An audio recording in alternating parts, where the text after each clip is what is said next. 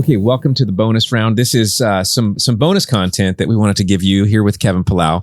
And we're going to let the esteemed Oshua Hawthorne in the eclectic chair start off the bonus round. Sure.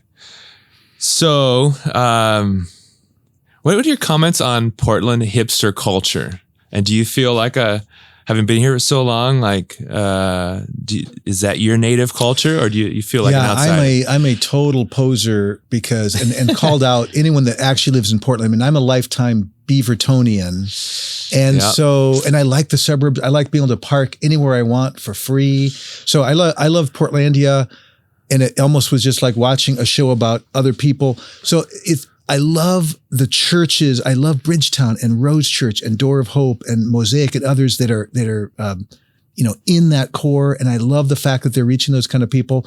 But I kind of observe. I'm a comfortable suburbanite, and I love the quirkiness of Portland, but it's not really me.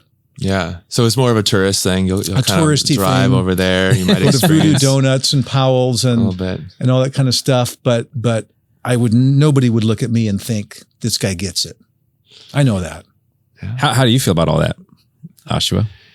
So I live in the hood, in kind of the urban sprawl east of 205, and so my neighborhood is not hipster. It's refugees, strip malls, strip clubs, and payday loan shops. And so I kind of see the underbelly that didn't make it into Portlandia. And for me, that's where my heart's at is like we live in the most diverse zip code of the metro area. And that's just Rockwood-ish. Yep. Out there. Well, technically Rockwood is owned by Gresham.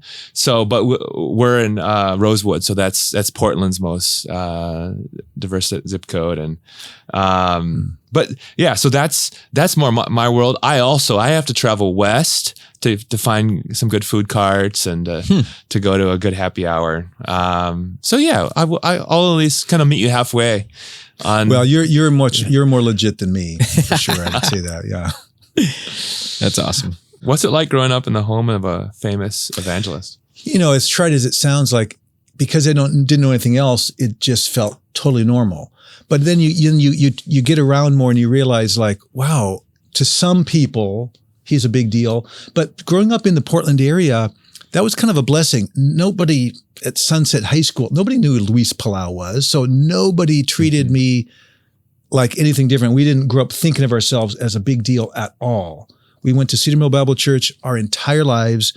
Everybody at Cedar Mill knew us because mom and dad were married there. So again, nothing was ever a big deal.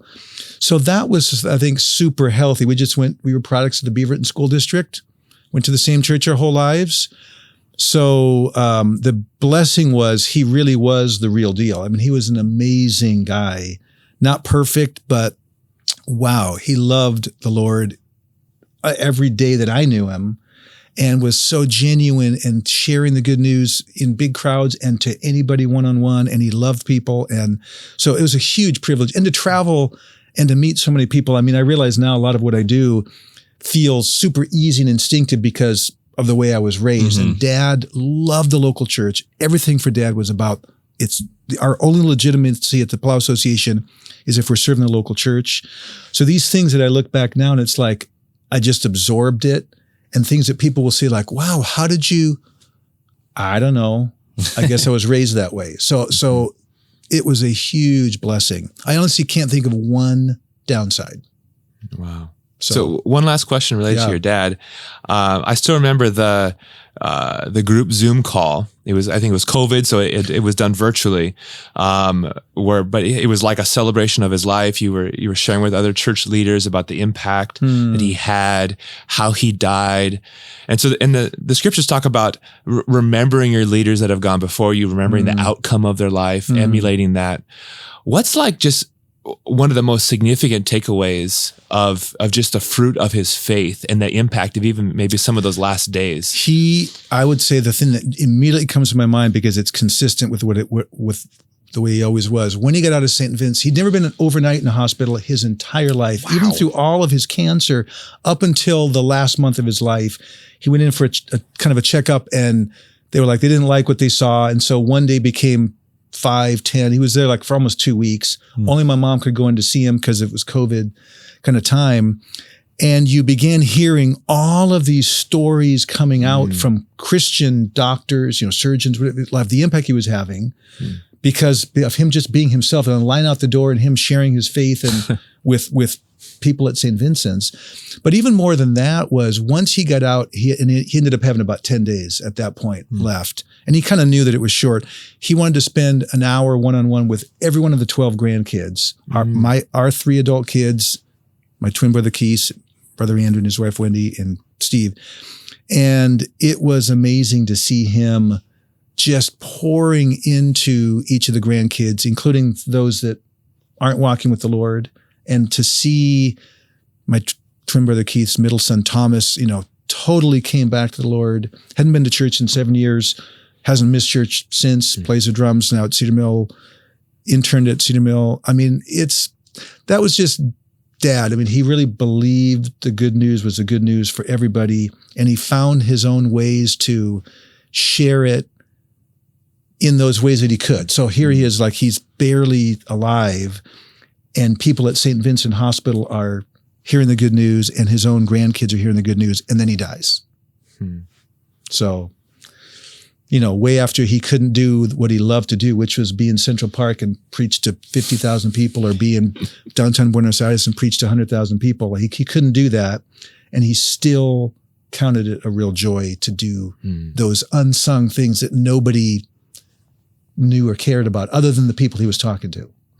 That's powerful. Yeah. That was always my I was so impressed by was that your dad obviously loved preaching to big crowds, but he put as much passion and joy into a conversation with a single individual. Yeah. And you could see it. And I was the recipient of that many times, like just, for me, I'm like, okay, he is a big deal to me, you know what I mean?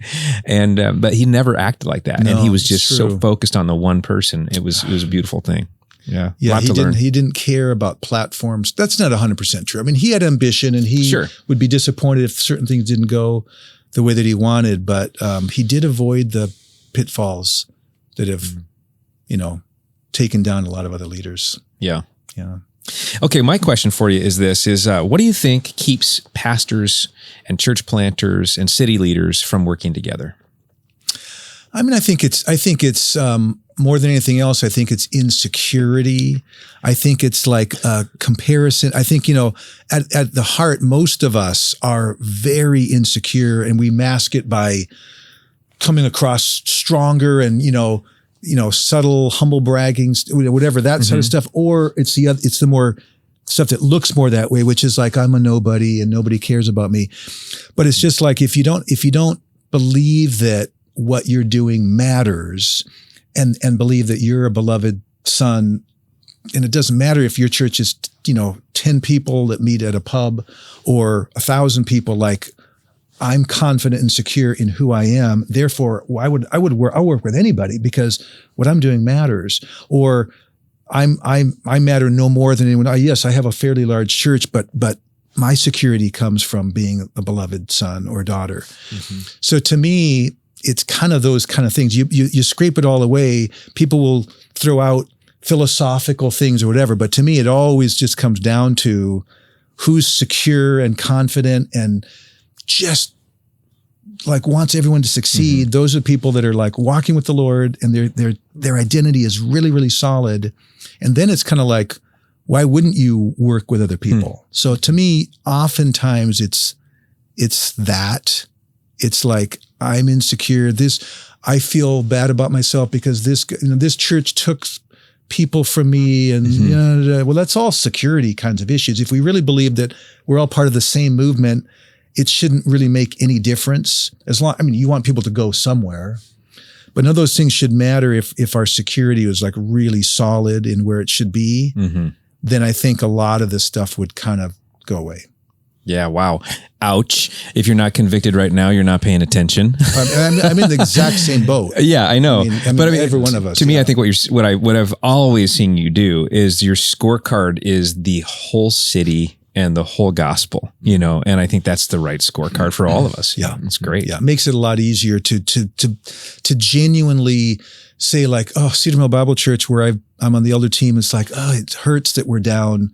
You know, I bet we're seeing some good things, but wow, it's so encouraging to talk to Adam Damasio at Rose Church, and like, here's a fairly new church and hundreds of young people are going, praise the Lord. Yeah. And Bridgetown's doing these great things, and, you know, churches that are planting new efforts, and there's always something to be excited about. So good. Okay. My last question for you is this, is where do you realistically, I mean, we talked earlier, you said, during our podcast episode, you said, even if you were 5 years out and we got even more discouraging news about, you know, spiritual recession, it wouldn't change your commitment to the city.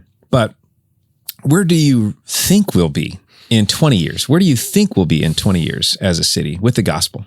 Boy, that is a really good question. I mean, I do believe that there will absolutely be a sustained, united movement, that there'll be a lot of younger churches and younger leaders that will have taken the church in probably directions that I won't have thought of. So I think that Portland will continue to be a place that's churning out incredibly rich content that the rest of the, at least English speaking world enjoys. It's not a coincidence to me that the Bible Project, City Gospel Movement stuff that we talk about together, PDX, practicing the way. I mean, there's a lot of things that people look to and say, like, I am being nurtured and nourished in my faith, given courage to keep going, given creative ideas to put the gospel forward in my context out of Portland. So I think that's going to continue to be the case, because I think there is something powerful about the unity when you know that you're kind of in trouble and we need each other desperately, and maybe nothing we do is going to work in the human sense, like every church is growing tremendously. But I think there's going to be an absolutely faithful community of Jesus followers working together. I think it'll be very diverse, age, gender, ethnicity, denomination. And I think it's going to be inspiring to other people. I mean, that I feel confident of. Numerically, I don't have a clue where we'll be, but I think, to me, like, that's enough for me to be encouraged, to believe that that's going to still be there. Wow. Fantastic. Thank you so much for spending time with us today. Thank you both. Thank you both for all the things that you do. And I mean, Multiply PDX is a key part of what God's doing in the area. So thank you. Thank you.